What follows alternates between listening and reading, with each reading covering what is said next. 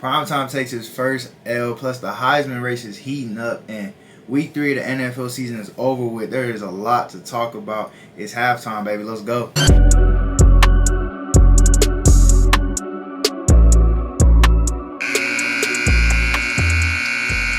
What is up, everybody? Welcome back to Halftime with Dizzy. I appreciate you tuning in. If you're new, make sure you hit that subscribe button. If you're not new, make sure you share it with somebody. You hit the like button. Comment down below any thoughts or feelings you have about what I'm about to get into, because there is a lot to get into. First of all, I ain't posted in a minute. It's something that went on in my second game of the season this year here at Rocky Mountain College. I suffered a nasty injury, broke my ankle. If you get grossed out by this stuff, go ahead and skip further down along. But here's some pictures, man. Broke my ankle, had a fracture in my fibula, tore all the ligaments in my ankle. So doctor saw the x-ray, said we need to get working on that right away. So they did just that. Shout out to Dr. Elliott and all the doctors and nurses that have been helping me out. I'm on my way to recovery now, but yeah, man, that's what's been going on. That's why I've been away from the YouTube and social media, stuff like that.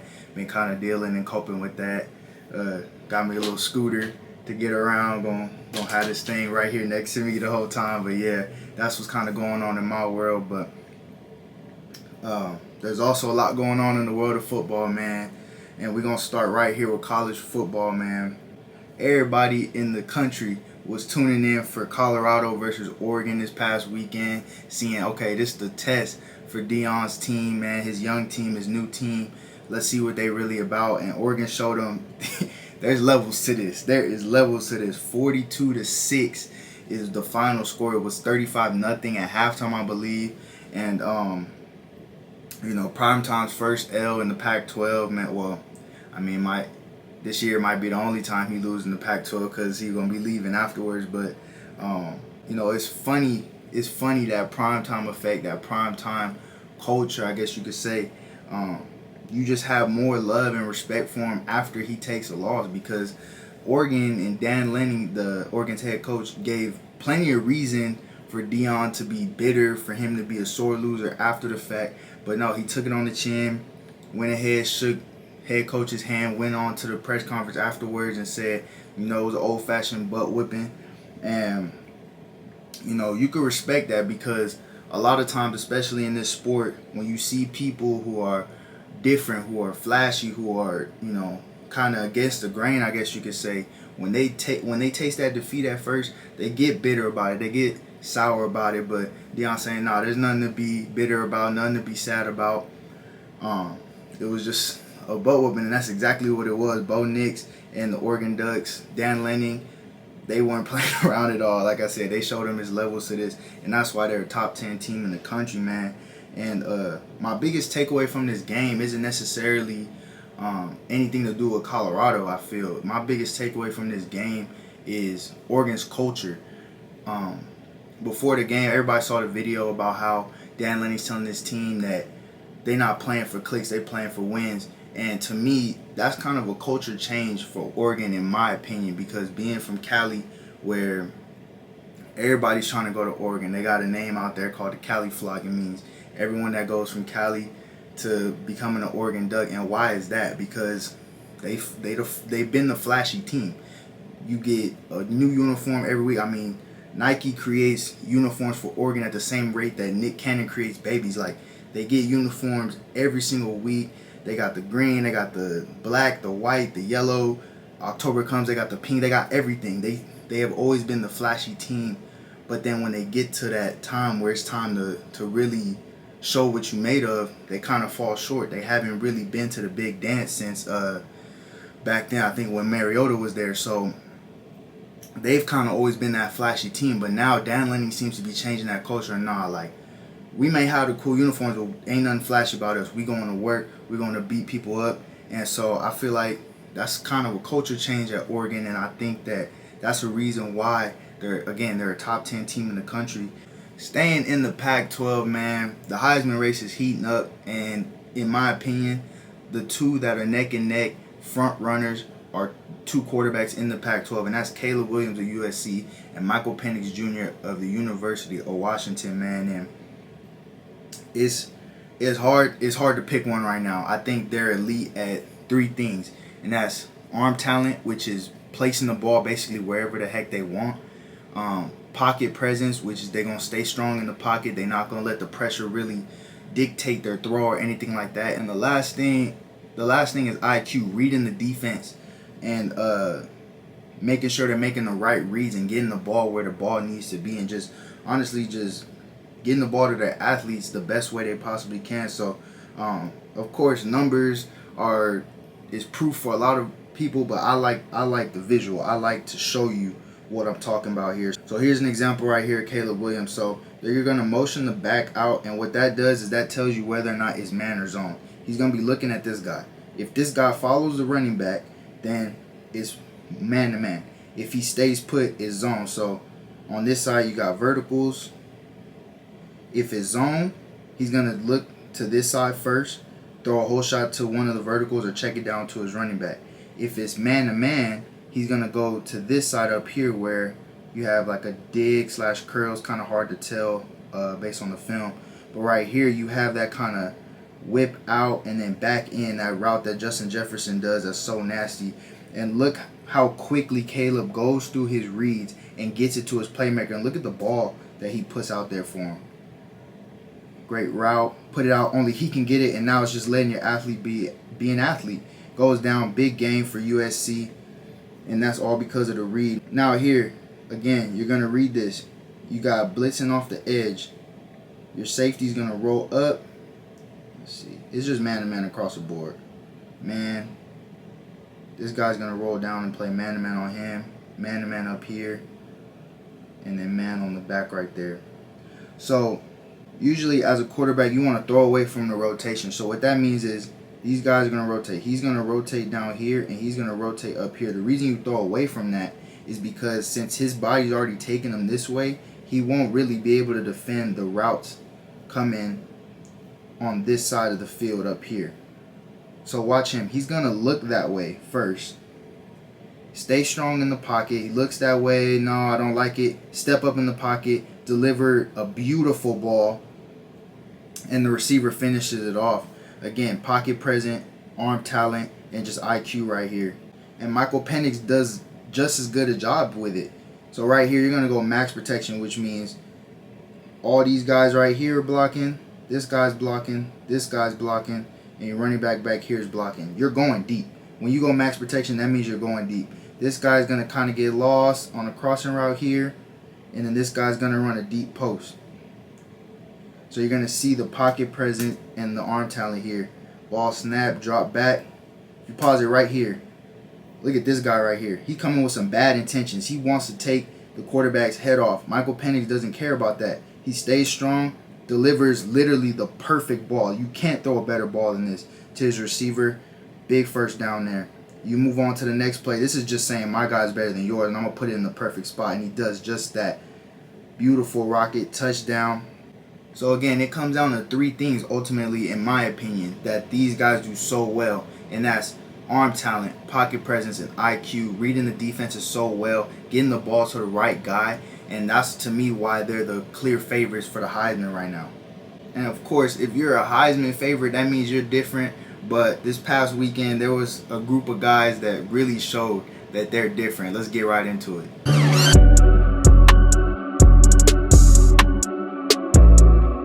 He's Diffy, of course. Like I said last time, this gonna be my favorite segment, man. Gotta show love where love is due.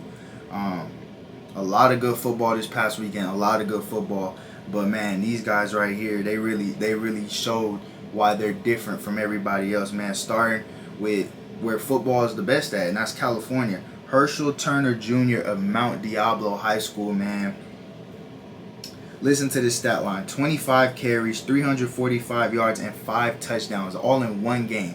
And this is a running back in a game where nowadays everybody wants to throw the ball. Everyone wants to line up and spread and throw the ball all around the field. He gets 25 carries and gets 345 yards. Like, if I'm the other team, I don't know much about Mount Diablo and their talent or anything, but if I'm the other team, I'm putting all 11 guys in the box and just telling them they need to throw the ball, because 345 yards, that's ridiculous, man. Herschel Turner Jr., man, you different. That's different. I mean, there's not much else to say. Keep up the good work, man. I'm sure you only gonna keep going up and up from there. Next up, man, moving on to college ball, Josh Kelce of Washington State, man. If you watch this game like I did live, you just your jaw was on the floor every other play, because this dude was constantly making plays. 8 receptions, 159 yards, and 3 touchdowns. He had 2 one-handed grabs, I believe. One of them was a touchdown. One of his other touchdowns, he caught, made dudes miss, and got into the end zone, man. And this was against a ranked Oregon State defense, man, that was, at the time, people were saying was possibly the best in the Pac-12, and he made them look silly, which is not easy. It's not simple. You know what that is? It's different. He's different, man. So shout out to Josh Kelce, man. Next up, it's a little contradictory, might be, but the rivals, University of Washington, Rome Odunze. We just talked about Michael Penix Jr., man. It's hard for a quarterback to be that good if he don't have a receiver this good and this talented, man. 5 receptions, 125 yards, 2 touchdowns, but it don't stop there. He goes on special teams and he returns a punt for an 83-yard touchdown, man. That's not easy. Again, that's against another Pac-12 school, Cal, and none of this stuff's easy. None of this stuff is just, oh, simple, smooth, I'm going to just knock this out. No, it's different. You got to be a special, different type of talent to be able to put up these numbers, and Rome Odunze is definitely that. Oh, and lastly, man, my favorite player in the NFL, Travis Kelce. He is different. And it might not be for reasons you think. You might think, oh, because he's big time. He's the best tight end in the league. I mean, constantly putting up big numbers. No, it's because this man goes on his podcast and says he wants Taylor Swift. Ends up rumors with Taylor Swift, but nobody really know. And then she pop out in his suite at the last game against the Chicago Bears, posted up with his mom in the Kelce suite. He goes on, he scores a touchdown. The Chiefs blow out the Bears. I mean, you different for that. I mean, but that's kind of like, it's not a written one, but it's a rule where, like, if you're gonna invite your girl to the game, you gotta at least either score or get the win. And he did both. Kind of reminds me of a tight end back in the day. You know what I'm saying, that did something like that. Let me see that picture. You see it. You know what I'm saying? I had to invite Shawty to the, I had to invite my Shawty to the game. You know what I'm saying? And it wasn't no coincidence. I knew we was gonna get the dub. I think we played Cathedral, beat them up after the game. Had to ask her to homecoming. You know what I'm saying? Get my second win. You know what I'm saying? But all jokes aside, man, Travis Kelce, you already know what it is with him. Scored a touchdown in the game against the Bears. Herschel Turner Jr., Josh Kelce, Rome Odunze, all different, man. And that's it for this segment of He's Diffy. Moving on to the NFL, man. 3 weeks are in the books. And, man, I mean, like I said, I had surgery, so I was kind of laid up, and that's all I did was watch football. So, I kind of made an assessment, a list of 5 teams that were the most impressive through 3 games and the most disappointing through 3 games. Now, don't get on me talking about, this, and that. Just because I say a team is the most impressive doesn't mean I think they're going to win the Super Bowl. Or just because I say the team most disappointing doesn't mean I think they're horrible and they're never going to win a game. That is not the case. I'm just saying through 3 weeks, this is what I think. And these lists are based off expectations. So if a team was expected to be good, the Chiefs ain't going to be on the most impressive list. We expect them to be good. The Eagles aren't going to be on the most impressive list. We expected them to be good. Same thing, vice versa. The Bears aren't going to be on the most disappointing list. I mean, they've been disappointing for since '85. After '85, who they been? So that's kind of where I'm rating it at. So expectations plus your record and how you've been playing, how the stats line up, things like that. That's how you end up on one of these lists. So we clear? We good? All right, cool. We're going to start with the most disappointing, man. And I'm going to start at number 5. most disappointing and go up to number 1. Number 5 to me is the Los Angeles Chargers, man. I know they won. I know they beat the Vikings, but they shouldn't have won that game if we're being real. And it's because, primarily, if you ask me, the head coach might have to go. Brandon Staley, just some of the decisions he makes, it doesn't make sense to me. Late in the game, it's 4th down. I think it's under 2 minutes. I think the Vikings, if they had any timeouts left, maybe one. The Vikings are down, the Chargers are winning, and you're on your own side of the 50 and you elect to try to get it on 4th and 1 rather than punting it and making them run 2-minute drill all the way down the field. They go for it, they don't get it. Kirk Cousins gets the ball with not a lot of space that he needs to cover, and luckily, Kirk Cousins kind of does what Kirk Cousins does, and he folded, but it's still a bonehead decision, and of course they won that game, so you can't hate on them too much for that. But they started off 0-2, and it says here they're the first team in NFL history to go 0-2 despite scoring 50-plus points with no turnovers. If you have a guy like Justin Herbert throwing to a Keenan Allen, a Mike Williams, Donald Parham Jr., and these guys, man, there's no reason why you should be putting up 50-plus points in 2 games and not win the game.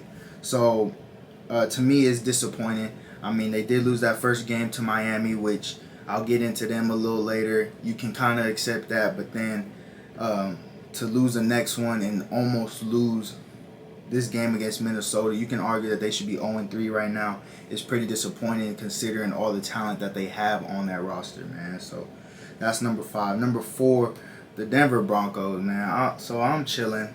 I'm laying on my bed. I'm going through my phone, whatever. If you know me, I sleep in. So I miss kind of the early slate of games. But I'm scrolling through and I'm just seeing meme after meme about the Denver Broncos and the Miami Dolphins. I'm like, what's going on? What happened? The Denver Broncos lost 70-20. 70 to 20 against the Miami Dolphins on Sunday. Here's why they're on this list. It's not necessarily because they had such high expectations. It's because you hire Sean Payton and he goes up there and starts talking crazy, making you think, okay, let me watch out for Denver. Maybe they are coming with something different because Sean Payton's in the building. And this is the stuff they do. He goes in and he talks crazy about the head coach from last year and the coaching staff from last year and kind of takes shots at his own front office. And last I checked, the coaching staff from last year ain't let up no 70 points, ain't get beat by 50. I mean, you got guys in the locker room almost in tears saying they tired of losing. Sean Payton was supposed to be the one to go in and turn things around, and to me, it almost seems like he just made things worse. That's just my opinion from the outside looking in, but they're hands down one of the most disappointing teams in the league for sure. They're not top 3 though. Top 3, number 3 is the Minnesota Vikings. They're 0-3 after starting 5-1 last year, and the biggest factor seems to be Dalvin Cook. You don't have Dalvin Cook no more. They cannot run the ball. But what's disappointing, in my opinion, is it's one thing to lose games. I'm not gonna act like I've been in the NFL, but I played football for a long time, and it's one thing to lose games. It's another thing to lose knowing that it's because of dumb stuff. It's because of things like what I'm about to tell you right now. They lead the NFL in giveaways or in turnovers, which means they're on offense and they fumble or throw an interception. They have 7 fumbles and 2 interceptions. So 9 turnovers is their total for the year right now through 3 games. That's horrible. I can't say anything else about it. Ball security is, it doesn't matter from NFL all the way down to Pop Warner. Ball security is the biggest thing preached on offense, because if you don't hold on to the ball, you can't score. And if you can't score, you can't win.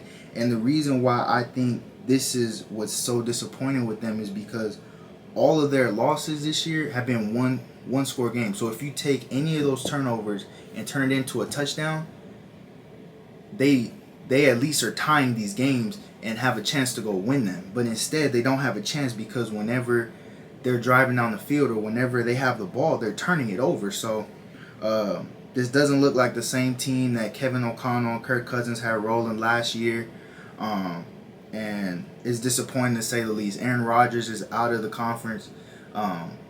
When he was in the conference last year with Green Bay, you won the NFC North, I think it is. You won the North. And now it's not looking like, right now through 3 games, it doesn't look like you'll come close. It looks like Detroit's going to take that. But that's just my initial analysis, and they're easily one of the most disappointing teams in the league, in my opinion. And that goes to number 2, man. Number 2, another very disappointing team in my opinion, the New York Giants, man.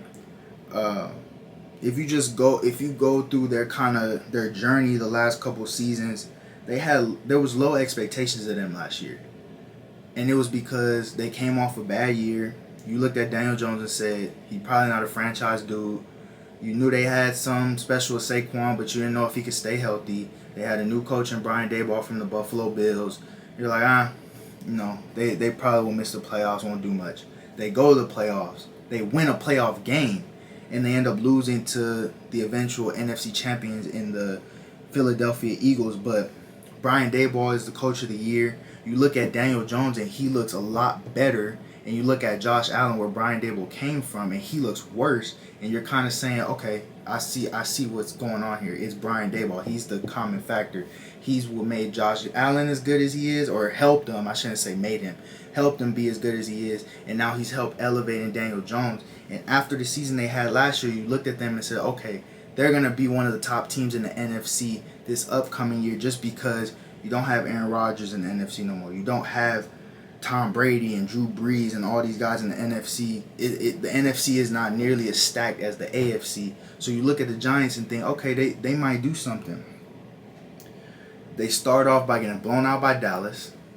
Then they should have got blown out by the Arizona Cardinals, if we're being for real. But the Arizona Cardinals just couldn't finish the job. And then they get blown out by the San Francisco 49ers. This doesn't look like a team that was coached by the coach of the year last year. You paid Daniel Jones, you paid Saquon Barkley, you brought in Darren Waller, you drafted Jalen Hyatt. You got to be better, man. And part of it is with the O-line, part of it is with guys not being on the same page. But nonetheless, man, they're easily one of the most disappointing teams in the league after 3 games, man. And that brings me to number 1 on the list. Might be a little controversy, but I could care less. The most disappointing team in the NFL through 3 games is easily the Cincinnati Bengals. Easily. I mean, you're looking at a team that Joe Burrow, Jamar Chase, T. Higgins, Joe Mixon, Tyler Boyd, just to name a few of the guys they have, you're expecting them to be in the conversation of best team in the AFC, especially after what they've done the last 2 years. And they come out and they're a shell of themselves the first 3 games. They almost damn near get shut out by the Browns. They go and they lose to Baltimore by a field goal. And then even in this game that they just won against the Rams, to me it wasn't that impressive. They showed spurts of who they used to be, but to me there was nothing that was like, okay, yeah, the Bengals are back. So to fall off from the hottest team in one of the hottest teams in the AFC to now you're 1-2 at the bottom of your division. I know there's a lot of season left. I'm not trying to say the Bengals aren't going to be there at the end, because I'm sure they will. They have Joe Burrow at quarterback, who's just a natural born winner. But through the first 3 games, easily the most disappointing team is the Cincinnati Bengals. So that points me now to the most impressive teams through the first 3 games, man. And number 5, the kneecap biting Detroit Lions. I mean, who else? Jared Goff. I mean, a lot of people were writing him off after everything happened in L.A. You traded for Matthew Stafford. Stafford takes him to the Super Bowl, and you think Jared Goff is the problem. Everyone's thinking shortly after being traded that Detroit will go on to draft a quarterback. They say no, Jared Goff's gonna be our guy, and he's been the leader and the veteran that they've needed around those young guys, and he's been doing really well. They bring in some pieces on defense. Dan Campbell is still that coach that is just the Energizer Bunny and the guy that's going to run through brick walls and that. And if your head coach is running through brick walls, then your players are right behind doing the same thing. So the Lions at 2-1, tied for first in the North.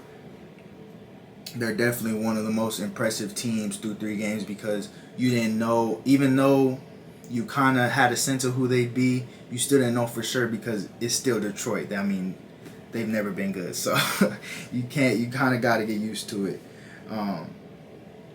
That leads me to number 4, man, who they're tied with, the Green Bay Packers, man. To me, they're an impressive team through 3 games because you came in thinking you let go of Rodgers, you're going with Jordan Love, and people didn't know if he was ready yet. People didn't know if he was going to be the one to be able to lead the Packers to wins. And they just got a win over the Saints. Let me read you off this list. They didn't have Aaron Jones, David Bakhtiari, Elton Jenkins, Jair Alexander, or Christian Watson. That's arguably 5 of their best players, 4 of them being on offense. Jordan Love didn't have. 2 of them are O-linemen, which are some of the best O-linemen in the whole National Football League. Jordan Love didn't have them, and yet he's still able to scratch out a win over a very talented defense in New Orleans.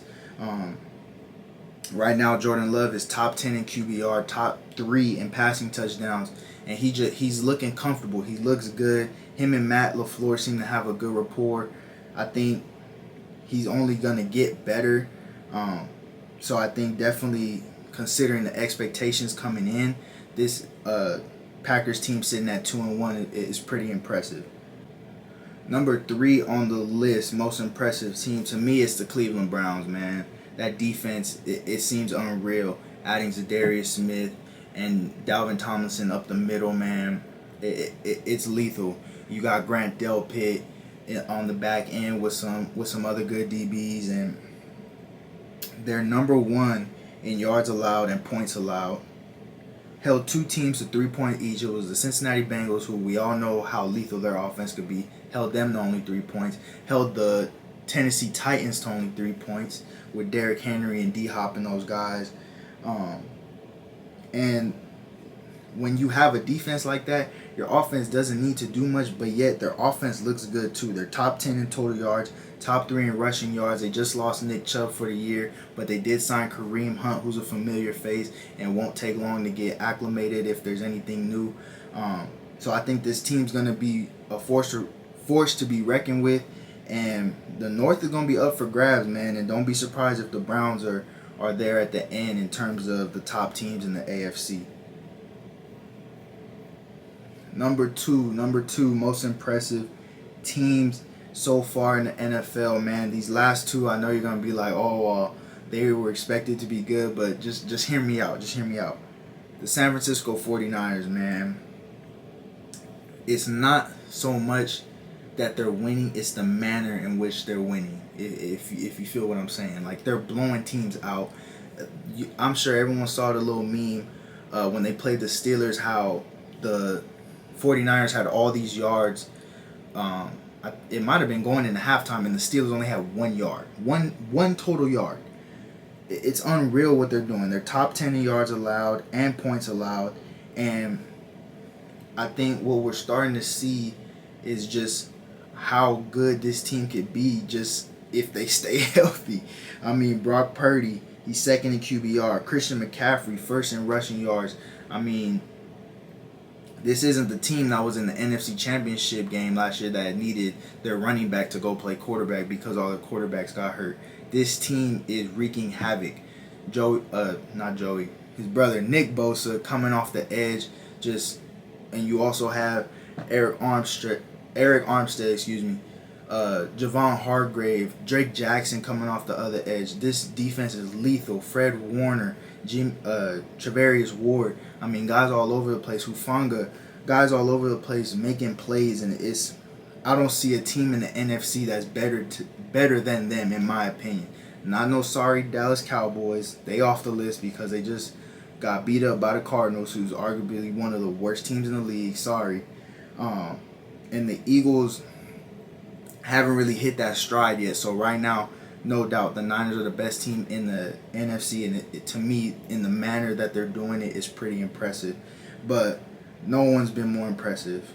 No one's been more impressive than the Miami Dolphins. Did you see what they just did? I mean, I just mentioned it earlier. Did you see what they did to the Denver Broncos? I mean, it's unreal. 70 points. They're leading the league by a large margin in terms of the amount of points they scored. They're number one in rushing yards, number one in passing yards, and like I said, number one in points scored on offense. And it's the creativity, constantly keeping Tyreek in motion. Everyone's scared of him. Again, don't forget, I picked him as the offensive player of the year, so just remember that.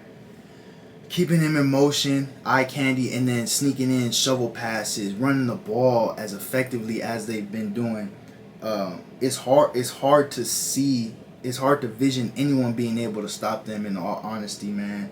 And easily the most impressive team in the NFL right now. So just to run it back for you real quick. The most disappointed teams: Bengals, Giants, Vikings, Broncos, Chargers. Most impressive: Dolphins, 49ers, Browns, Packers, Lions.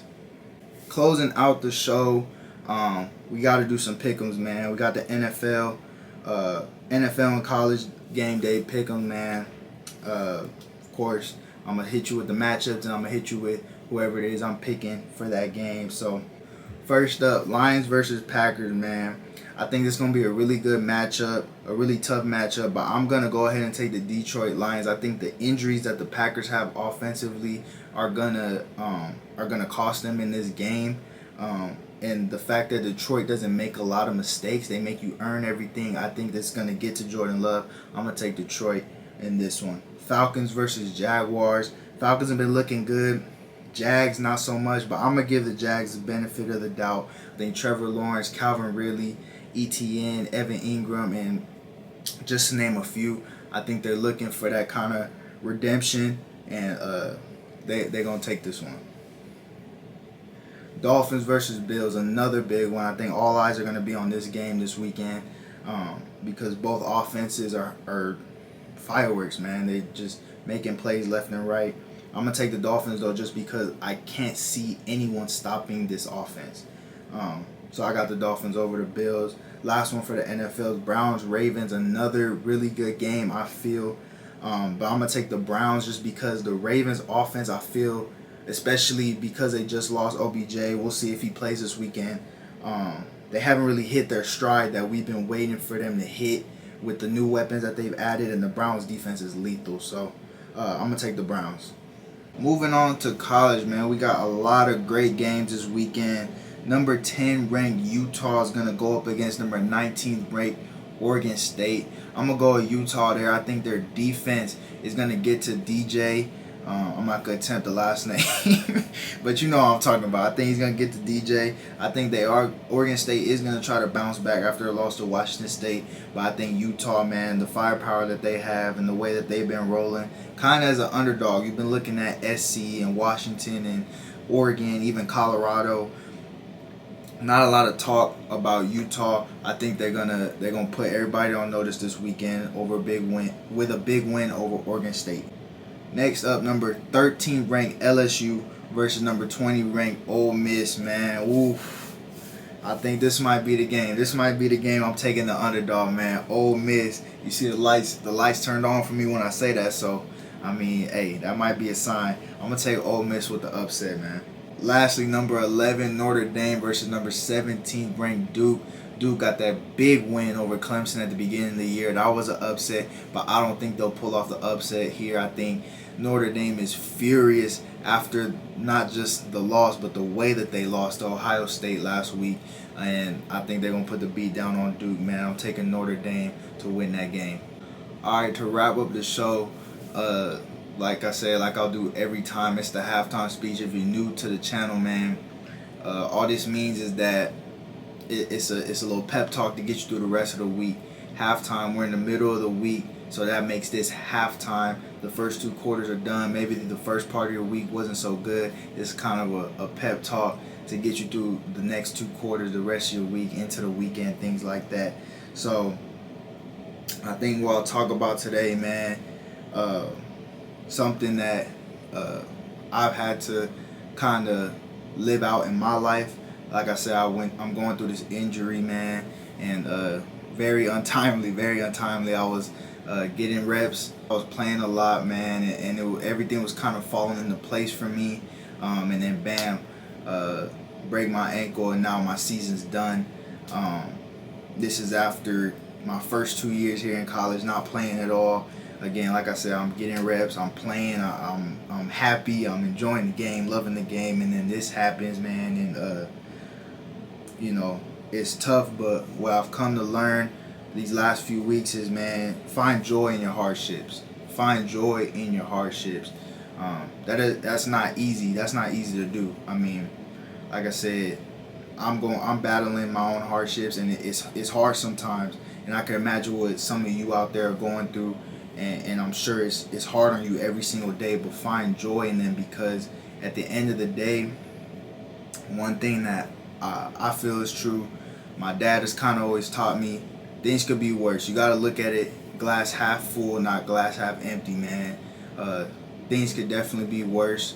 And at the end of the day, the shame is not in falling down. Another thing my dad taught me, the shame is not in falling down, the shame is in staying down. So if you let something knock you down and you just stay down, you stay sad, you stay, oh my God, and you let those thoughts kind of creep into your mind, you're just going to stay trapped down there. You're not going to be able to pull yourself back up. But if you find a joy in your hardships, if you're able to find something good out of a bad situation, you're going to be able to lift yourself up. You're going to be able to get out of it, and then be able to look back, when you, years from now, months from now, whenever it is, and say, I'm better off because I had that positive attitude, man. At the end of the day, no matter how dark the tunnel is for you, man, you got to keep pushing, because there's always going to be light at the end of the tunnel. You just got to keep pushing.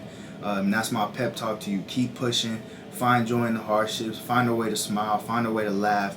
And just keep pushing, baby. You got to get through the rest of the game. Get through the rest of the week. Get through the rest of life. And let's do it. If you're still watching, man, I love you. I thank you so much. I'm always going to say this for everything that I put out. I don't care if it's 1 view, 10 views, 10 million views. I'm always going to be so thankful. At the end of the day, this is practice for me. I got bigger goals, bigger dreams, and this is just practice for me. So you guys showing love and support, it's just telling me that I'm doing something somewhat right, and I thank you guys for that. Again, be sure to like, comment, subscribe. Hit me on all the socials, man. Again, get at me. If you agree with something in this video, let me know. We could talk about it on the next video. If you don't agree with something, whatever it is, have a comment, think I left something out, let me know, man. Again, this is all practice for me, and I want this to become interactive, and I'm going to be more active with this, man. And again, I thank you so much. Just make sure you stay tuned. I'm going to have another video for you real soon.